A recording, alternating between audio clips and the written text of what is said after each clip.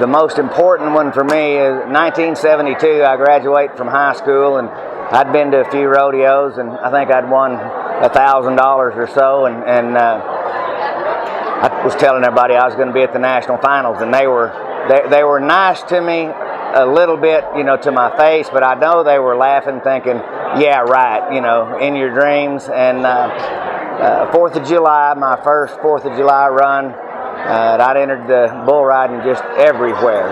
I had no car that was worth getting on the road, so I got on the airlines and flew from Dallas to Phoenix. And a friend of mine, Tom Tidwell, was living there, and I borrowed his car, drove to Prescott, got there, getting ready for getting my bull riding stuff out, and Harry Vole walked up and said, "Where's your bareback rigging? Your horse is in the chute." And I went, "What?" And he said, "Yeah, your bareback horse is in the chute." And I said, "I didn't enter the bareback riding." He said, "Oh, you're entered."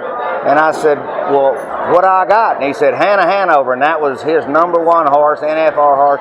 And I'm thinking, OMG. Of course, I didn't think that back then, but I thought, gosh. So I borrowed J.C. Trujillo's rigging and won the first go-round the bareback riding, and bucked off of my bull. Was glad Rusty Riddle, Paul Mayo, Joe Alexander, they had entered me in the bareback riding and said, and they all entered out if 2 go-rounds.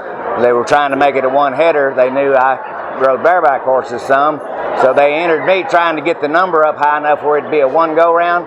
They drew, everybody was out if 2, but they forgot about little old Donnie.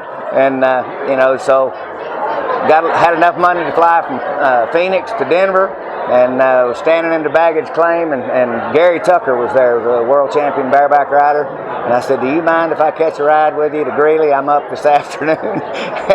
He said, "Yeah, come on, kid." And so that was, rode there.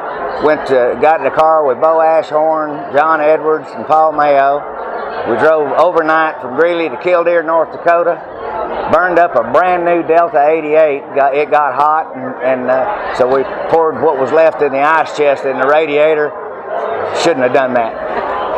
But we made it. It was a great 4th of July run, and rodeo has just been fun, and it's been part of my life. I know how to do 2 things, rodeo and fly.